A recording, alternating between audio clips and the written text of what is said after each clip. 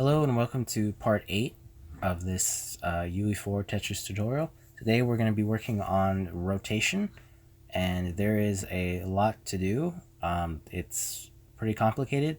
We have to do several checks before it rotates, and then if it rotates out of bounds, we have to push it back in bounds, check and see if it's going to rotate and hit another block. There's a lot.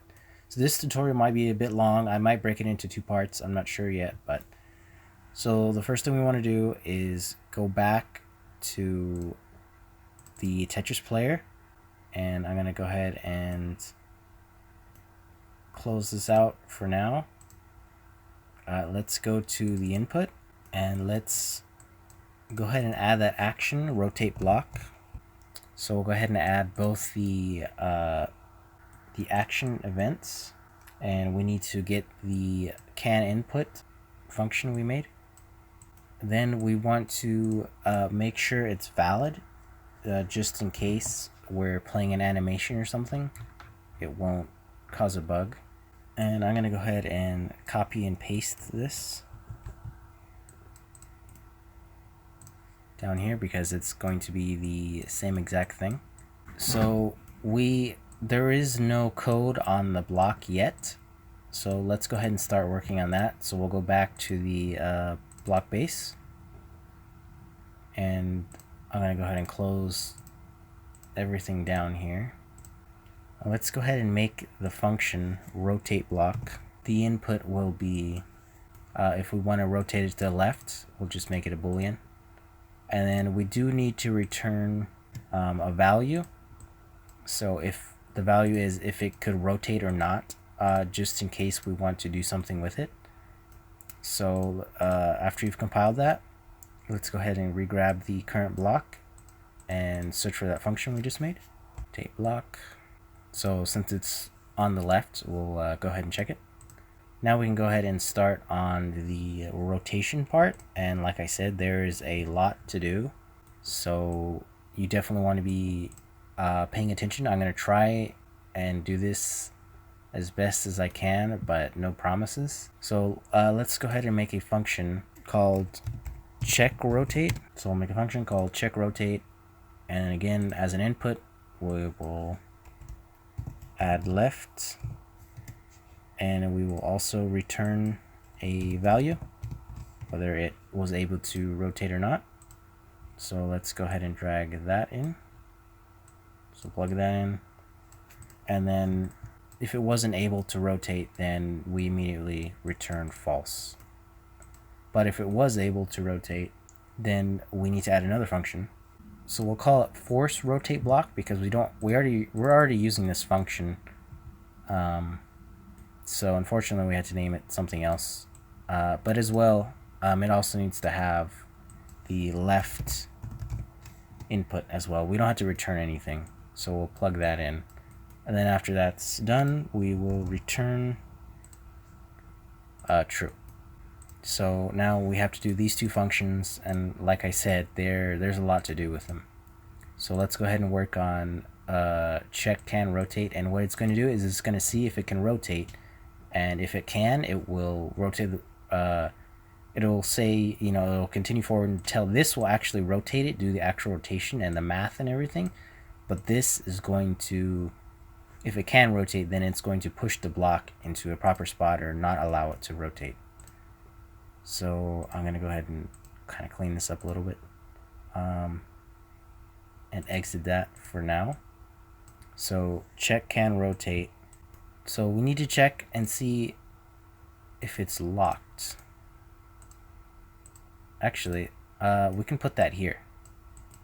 Before we do this, we can go up here, and then if it's locked, if it's not locked, it can continue, but if it is locked, then we want to return false because it couldn't rotate. And there's only one block in the entire game that doesn't rotate. That's the circle block.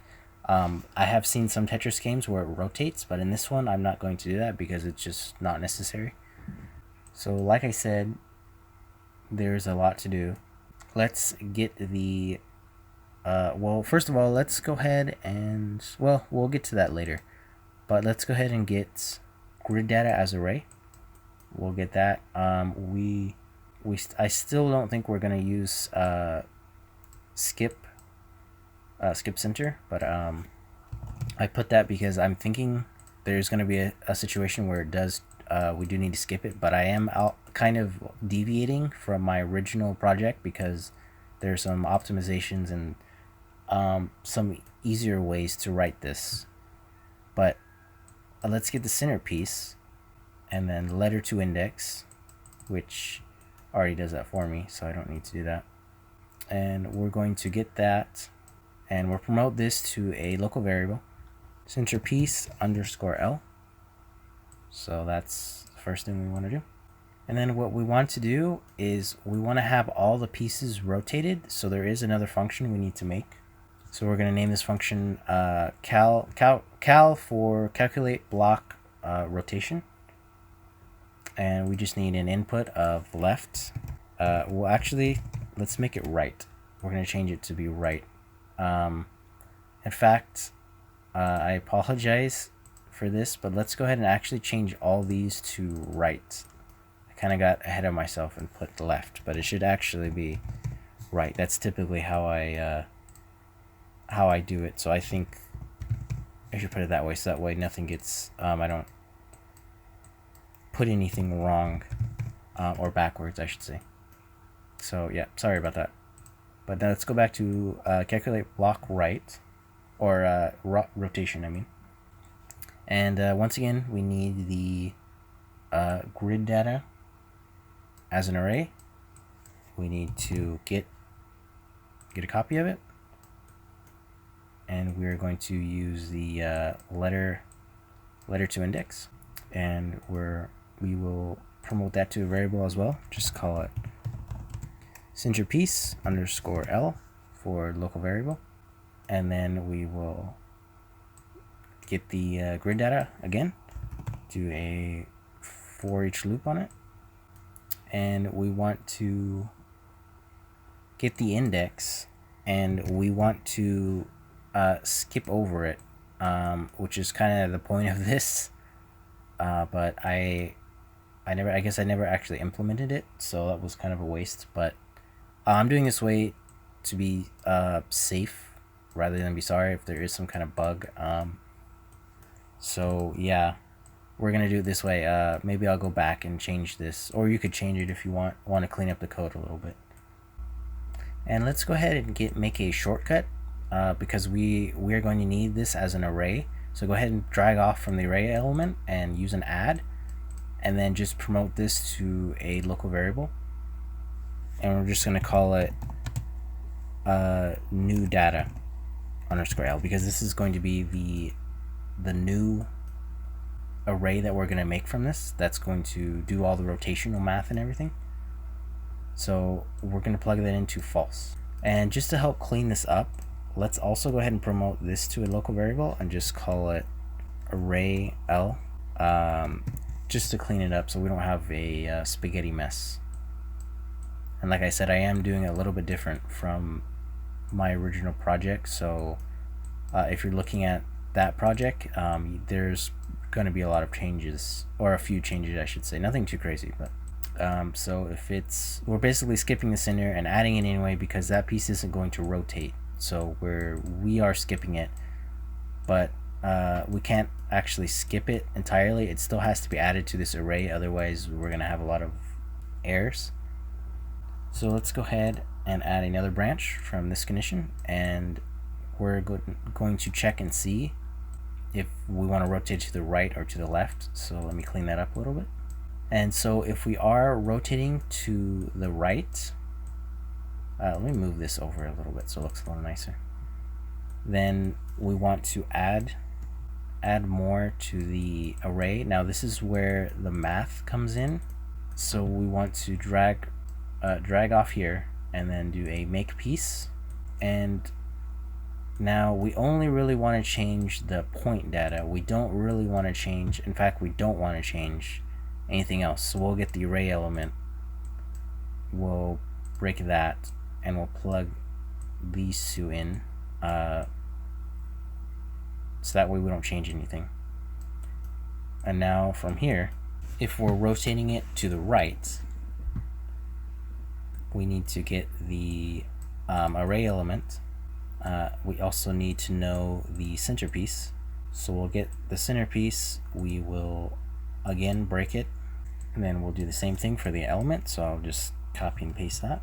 Now we're going to subtract the row of the centerpiece from the row of the current element that we're on.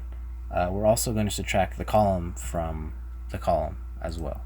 And now with the row, we need to go ahead and flip it to be a negative, or to invert it. If it's positive, we'll make it negative, and if it's negative, we'll make it positive. So go ahead and just do a multiply of -1. Then we need to take the centerpiece once again. We'll break it. We're just interested in the point, so I'll go ahead and clean that up a little bit. Then we need to take the row and add that from the column. So we'll add that. That now plugs into the row. This part is a bit confusing because it's the wire mess and everything just makes it, hard to kind of tell what's going on. But after from the row, you want to subtract it from the other row, from the centerpiece, and then we're going to flip it, and then we're going to add it to the column and plug that back into the column. And now the row, after we subtracted the two columns, we add the row to the subtracted columns, and then we plug that into as the new row. Again, it's pretty confusing. So again, if there are problems with it, you might want to come back here and double check and make sure that this is correct. So now this is just for rotating to the right. So we can go ahead and copy all this. So Control C, Control V, and I'll go ahead and clean this up a little bit. And we're basically doing the exact same thing. We're just going to, if we're rotating it to the left, we're doing the same thing. It's just that we do need to change a couple things around. Okay, actually, so after you've copied and pasted it over here for the left, so when it's rotating, when right is false and we're going to rotate it to the left, we need to switch. Centerpiece now goes here, and then the array element now goes here, and everything else seems to be exactly the same. So if there are problems, I'll probably be coming back here to look into fixing it, because from my other project, everything seems to be exactly the same, other than these two being flipped. So now that we've done that, so after this loop is finished or completed, all we need to do, add a return node, but we want to take and then we want to pull out this function, grid data from array. So we're going to convert this array back into an array back into just a single variable. Which is really nice that we have these functions to help out, so we don't have to keep rewriting this 100 times. I'm going to change the return value to, say, new rot for new rotation, and now we're done. And now that we've finished that, we can go ahead and let's turn this into a pure function, and then we'll put that into the help category. So we'll drag that out, and we need to plug in right to right. So we do need to convert this back into an array, and I guess we don't have a function for that, but that's pretty easy to fix. We'll just break it and then use a make array, and we'll go ahead and add 4 elements and then just plug it in, and we have an array we can work with. So now we need to promote this to a variable as well. Local variable, by the way. You do want to do that to keep it nice and organized. And I'm going to call it all pieces rotated. So I'll plug that in. And now we need to do another for each loop. Then we need to get the letter index again and make sure it's not equal. So we're basically just skipping it. If you're not sure why we're doing this, this is basically just skipping over it, because it's because it's a center and it's not rotating, so it doesn't need to change. or we don't need to do any calculations or math or anything like that on it. So after that, we will break this, and we'll get the point data once again. And on this one, we'll hide everything because we only need the point. We actually don't need to break this, but we do need to promote this to a local variable called query. Query piece underscore L for local variable. And now with the queried piece, now this is where we're going to start doing the checks and everything. So we'll take the row. We're going to make sure it's not less than 0 because we want to make sure it's not out of bounds. But before we do continue, we need to go back here. First, let's do a save all to be safe. Let's add a enumeration, and it's going to be OOB state, and then EN because it's an enumerator, and it stands for out of bounds state. And we need 3 states. So the first one is none, the second one is left, and the next one is right. And we need to store this so we can process it later.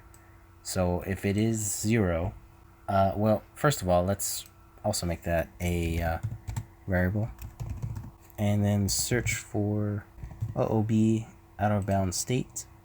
And now we can drag this in, and we'll set it to left, because if it's less than 0, then the left part of it is out of bounds. But if it's not, then we want to do another check on the row and see if it's greater than 9, which means that it's to the right. So if that's true, then we set the state to be right. Then if that's true, we need to add another variable called just OOB for out of bounds. That's just going to be a boolean, so we'll just plug that in. Make sure to put the underscore L because it does help if you have to debug something. You can figure out if it's in the function or in a function or not. But anyway, plug both of these in because it went out of bounds, so they both need to be set to true. And we're going to add another variable, just going to be called steps underscore L, and it's going to be an integer. I'll plug that in, and then it's just a simple increment. But if we go through everything, we still need to do more checks. But I'm going to add a reroute node to kind of clean this up a little bit. Now, another check we need to do with the queried piece is we need to see if the place is filled. We need to ask the Tetris game if this place is filled. Is it hitting another block? So we'll use the place filled, and we'll plug in the point, plug that in, and we'll use a switch statement. And floor, which is the easy one, we're also going to add to steps. So let's go ahead and pull that out, and we'll add it. So that way, if there, basically the step thing is that if it's more than one piece passing the floor, it will push the block up that many times, and you'll kind of see what I mean when I get to it. Now the other part is if the piece is taken, then there's a couple more checks we need to do. But there is, I did miss a step. We also need to add another variable. It's a flag for if we pass the floor. So just make it a boolean. So boolean, so if it passed the floor, there will be some other logic we'll have to run. So just set pass floor to be true. And I am saving often because it's been crashing a lot, so I don't want to have to redo it and repeat myself. We are going to need another boolean called hit block. So if we hit a block, so if that spot is taken, then we automatically know that when we rotated, we hit a block, we had a collision. So we need to do a couple more checks, and then we'll be done with this part of the logic. Now we need to know if we're hitting the left or the right side, and how we can determine that is to take the center piece, we break it, we get the point data again. Let me hide this and kind of clean this up a little bit. Now we only need the column.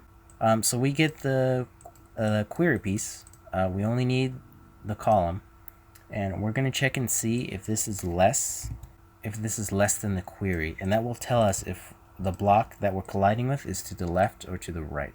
I'm actually mistaken. This is actually checking to see if when we rotate it, if we're hitting a block under the current block, or if we're hitting to the left or to the right, which the next step on the false branch, we will figure that out. So we need to pull the steps again, because this is dependent on how many blocks or how many pieces are being hit.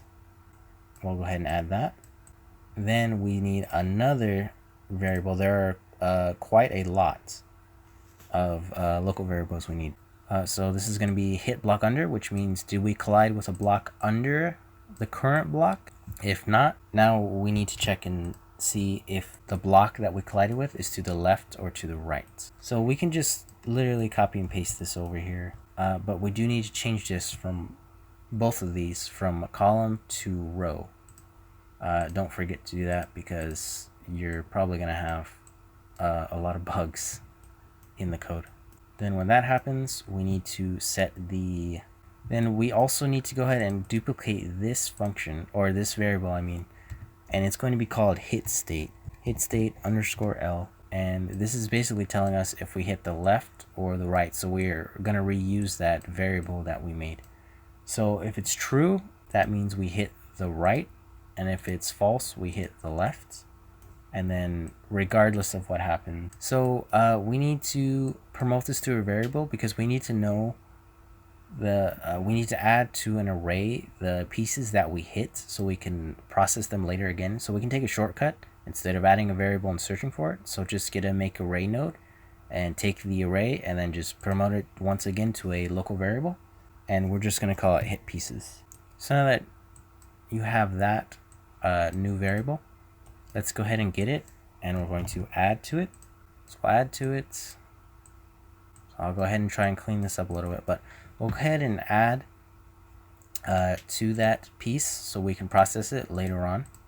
So now we're done with the first part, which was already kind of a lot to process here, or a lot to do. So now we need to go back to the completed, and I'm going to make some space down here and add a reroute node, and we need to do a branch, and we need to check and see if it ever went out of bounds, and a not boolean, so that way we can keep it organized a little bit more. We're not crossing too many wires, so we'll use a not, and we'll go ahead and work from the false branch. So there is another batch of nodes that we need to write down.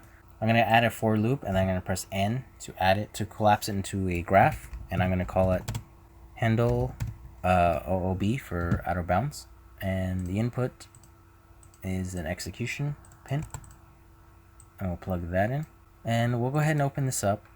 We'll plug in the execute, and the array will be all pieces rotated. So this a variable that we made a while ago, so we use that. We're going to break it and get the point again, and we need the row. There's a couple things we need to do, but we'll get the row. We'll add the steps that we need to take in order to push it. Then we need a select node, because there's a couple things that we need to do. Let's get the Tetris game again, and once again we're gonna look for we're gonna check and see if the place was filled. So this time we're going to break it. We can't just directly plug in the point here. So now for the row, well, we'll work on the column first. So for the column, we just directly plug in column. We don't need to do anything fancy with that. Now for the row, however, we need to, there's a couple options that we're gonna have to account for, but I actually messed that up. But we need to look for we need to select a node again, and we need to get the out of bounds state, because we need to know what happens to determine which way we need to push it. So you don't have to worry about none, but in the event that it's to the left, we need to add it together. And if it's to the right, which means it's going, that means we need to subtract it. We can finally check and see if the place is filled or not. So we can do a not equal. Let's make sure it's not taken. So we can finally plug in an execution pin all the way over here. Bring this down a little, kind of clean it up a little bit in case we need to go back and debug something. And so if this is false, that means that we do not want to rotate. We'll make 2 pins. We're going to need 2 pins. So the first one will be can rotate. So can rot. And next one just called no rots for no rotation. But if this is false, that means that we cannot rotate. But after we've done that, we're going to take the completed and we're going to get the out of bounds state once again and do another switch statement. And now we can finally get the movement and do push block. So this is a bit confusing, but if we're going to the left, that means we need to push the block to the right. So if we're going to the left, push it to the right, and if we're going to the right, we need to push it to the left. Both of these need to be ignore. We probably are going to have to go back into these functions and change it, and we'll actually implement that in a minute. But we'll go ahead and take the steps, plug that in so we know how many times we need to move it over. And then after that's completed, then we can finally go plug both of these instances into can rotate. And we're done with this part. So let's go ahead and implement the ignore part. So if we have ignore set to true, then we want to skip this check. We don't need to check it, and we'll just plug it straight into there. But if we have it false, then we want to do that check in case we're manually moving the block. So we're also going to do that to the push block left. So go ahead and add the branch, and then if ignore is true, we're skipping this can move block check again. So if it's false, then it just plugs into right here. So exit that. Now we finish this part. So we have this one. So if we can rotate, then we finally return true, that we were able to rotate. And if we can't rotate, then we return false. So add return node false. So now we'll go ahead, and now there are quite a few more checks that are needed. So first of all, let's get the hit block and then check and see if we passed the floor. And we're going to do an AND check to see if both happened at the same time. And then another check. So we're going to grab an OR, and then we need the hit block under boolean. Then to clean it up a little bit, we'll use another not node. And now once again we'll work on the false branch, and I'll go ahead and add another loop and then press N to collapse it into a node. We'll call this handle hit floor. So handle hit floor and block. So we're doing 2 checks. We still need an input or execution pin as the input, and then 2 outputs is going to be the same thing, can rotate and cannot rotate. So just to have it ready, we'll go ahead and put a return node for true, it was able to rotate, and a return node as false if it was not able to rotate. So let's go ahead and open this up. This one's a little bit more simpler. So I'll plug that in, and once again we'll get all pieces rotated. Move that to the side for now. Then we want to get the point data again, and we need the Tetris game check to see if this is going to be filled. So we'll split that because we do need to do a little subtraction on the column. So we'll subtract that by how many steps we took, or how many blocks collided with something else. So we want to make sure, or we want to see if it's taken. We'll check this to see if it's taken. Do a boolean, or a branch, and then we can finally use this.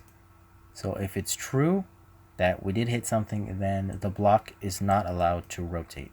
And if nothing collided, then we need to do the push block up. We need to do a function for push block up, which I don't have right now, which I guess I forgot to do that. So we'll go ahead and add it. We will come back to this and finish it later, but one of the inputs we need to do is a reset timer. That's so that way when you push up, the timer is reset and it doesn't just immediately lock the block in place. You'll see what I mean when we eventually get to it. And also a steps input as well, and we'll go ahead and have all that so that way it's ready to go. Everything's already plugged in, we just have to write the code for it. So I'm going to move that to the movement. From here we'll just plug into that it can rotate. We want to reset the timer and plug in the steps so we know how many times to push it up in case it's the I block and it rotated more than once, or collided more than once. Now we need to do another check. Like I said, there are quite a lot of things that we have to do and check. This video, like I said, is going to be pretty long, but the hit block, we're going to do a not boolean again, so that way it's a little bit more cleaner. And on the false, I'll go ahead and add another loop and press N. Now if N doesn't work for you, you can left click and do collapse to nodes, so in case that for some reason doesn't work for you. And I'm going to call it handle hit block, and once again we're going to have an execution pin as the input. I mean, we kind of have to have that. So 2 output pins, which will be can rotate and then no rotation. So plug false in and add a return node, 2 return nodes. So no rotation is false, and then can rotate is true. So we'll go ahead and go into this. Turns out we didn't actually need a loop, so I'll delete that. But we do need to check the hit state. So we'll take that and we'll do a switch statement on that. So if none happens, which it never should, if this none happens, we should put a print string for and just put rot air, and then let's specify what function, just so we know. But like I said, this should never happen. So I'm just putting this, you should put this print string in case something is wired wrong, you'll know right away. So let me move that out of the way so we can try and clean it up. And once again, we are missing another function. So we need to come back to this and add it. It's called move over test. So we're basically doing a test. So as the one of the inputs, we need all pieces rotated. It's not going to let me do that, unfortunately. But we can drag this in as a set and copy it, come over here and paste it, and then we can just drag that in as an input as a shortcut. And let's just get rid of the L on that, and just all pieces rotated. And the second one is the hit pieces. So we're finally going to use that. We'll do that the same trick again, and we will paste that in and plug that in as well, and remove the underscore L so it looks a little nicer. And then we need finally a write input. And so now as a return node, we need to add a return node and add, so we'll go ahead and add a an output of value, and then steps for how many steps it needs to move, and steps needs to be a integer. So go ahead and compile, save, and then we'll go back here, and like I said, we will write this function in the next video. I'm gonna probably go ahead and make this 2 parts, but from left we're going to do a move over test. So we'll plug in all pieces rotated and then the hit pieces. Then we'll take a branch. If it's true, then we need to push the block to the right. And also we need to check ignore and plug in the steps. And then from there we can plug in can rotate. So we'll go ahead and copy and paste this. We'll plug that in. All we need to do is just check write and then switch this with the left block. I think you can just drag this on top of it. No, you can't. Pretty much all we have to do is just copy and paste it. And then once again, this can plug into can rotate, and then we'll take this and plug it into no rotation, because like I said, this should never happen, so this is like an error. So we'll go ahead and compile and save, and we'll go back. I don't know why the back is not working. I don't know why. That is really weird. But okay. So we'll go back, finish that. Now finally we only have a couple more things to do. So I'll plug that in, and then we need to check and see if we passed through the floor, and we'll use another not boolean. So once again, I'll take a for loop, and I'll press N to collapse it, and then we'll just call it handle pass floor. An input of execution would be nice if it would just default to that. So can rot, and then another one, no rot. Like what we've been doing, we'll plug this into false, or from the false branch, we'll plug this in, and then can rotate, we will return true, that it was able to rotate, and if it couldn't rotate, then we will return false. Now inside this new node, collapse node, we again want the all pieces rotated. We'll take this and we'll just take the point that we need, and we'll split it and move that out of the way. And then for the last time, we need to check and see if the place was filled, and we'll split this. Now again, the column can go straight into the column, and then the row, we'll add that by how many steps we took. How many steps, so we'll plug that into the point row. Then we need to see if that was taken. And then if it was taken, then we don't want it to rotate, so we'll go with no rotation. But if that spot wasn't taken, we looped through everything and it wasn't taken, we need to once again use the push block up. We do want to reset the timer, and we do want to use steps once again, and then plug that into can rotate. Compile, save, can go back out to check can rotate.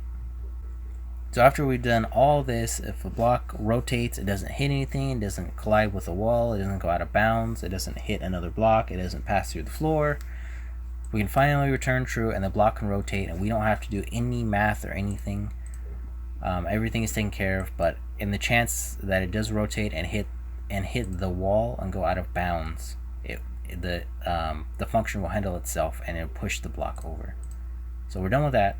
We say that was indeed a lot to do, and I will briefly go pan through it so you can look at everything in case something is messed up or you missed something. But this is a lot, so if you're having problems with rotation, you might want to double check. Hopefully I did this right, because if I didn't, I will be coming back here and fixing it. But you'll know. I'll definitely be mentioning it to be careful that there's a part I messed up, and then I'll go back in a future video and fix it. So now that we did that, the next part is to force rotate the block. So now when we do the force rotate block, we need to use a boolean, so because we want to know if we're going to rotate it to the left or to the right. So I'll start with the true branch. So if we are rotating it to the right, we're going to get a set actor rotation. We'll get the current rotation. We'll go ahead and get a combined rotators. We'll plug that in, and the Y is literally just going to be -90. So we're just rotating it 90 degrees. Fortunately, Tetris isn't that complicated when it comes to rotating. Now that we've done that, it's not there's still one more step we want to do, because when we rotate this, you see the lighting on it, how the light is hitting the top part. Well, the entire block will rotate and the lighting will be like pointing to the left or the right or upside down, and that doesn't look right. So you don't have to do this. This is just cosmetic stuff. I would recommend doing it because it looks a lot nicer. So we'll get the pieces as an array. We'll do a for each loop on them. Then we want to get the current rotation, or relative rotation, I mean. And then we want to do another combined rotators, but this time we're doing it backwards. So it's just 90. It's not negative 90, it's just 90. And then after that, we just do set relative rotation. And we plug that in, and it's that simple. So there's one thing I did almost forget, is that we need to take the grid data and or block data, and because it's been rotated, we need to apply it. So we need to get the calculate block rotation and just plug that in. And since this is true, we are going to the right, we need to check that and set that to true. Now we can copy and paste this, Control C, Control V. I'll put it over here. I'm going to try and line it up so it looks a little nicer. Now we want to uncheck this. The rotation now is going to be 90, not negative 90, because we are doing it reversed. And here, that also means we want to reverse this as what? Negative 90.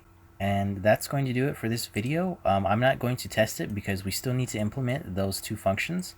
But in the next part, we will, I'll go over it. We'll add those functions, and then we can start rotating the blocks and testing everything and praying that it works. So actually, one more thing before we go.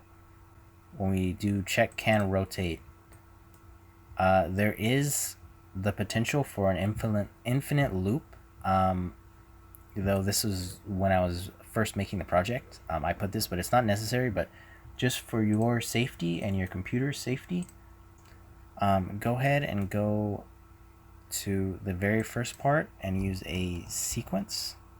We want to do all this first, but then after we want to do a print string, and it's just going to say throughout error exclamation point, and then we want to plug this into or plug the return node. You need to plug in a return node, otherwise it will crash. However, I don't think this is necessary, but this is just in case if I messed up a step and you're going to try it out or something, because it could crash when it's doing this, all this madness. So yeah, so I'm going to go ahead and end the video here. In the next part, we're going to go ahead and implement the other two functions and test everything out, make sure everything's working in case I did something wrong. So thank you for watching. Before I end, I would like to mention that I have a Patreon page that you can go if you'd like to support me. I don't have all of the videos finished for Tetris because, like I said in my other video, it is extremely hard for me to record right now because of the summer, and how if I ran a fan or anything, it's just too loud to record. The mic just picks that up, and on top of not having time during the day. But as of recently, I've been recording the videos late at night when it's cooler, and then editing them the next day when I have time. So that's what I'm trying to do so I can finish this tutorial and get it out of my hair. But yeah, once again, if you'd like, you can support me on Patreon. And I'm going to go ahead and end the video here, and I will see you in the next part.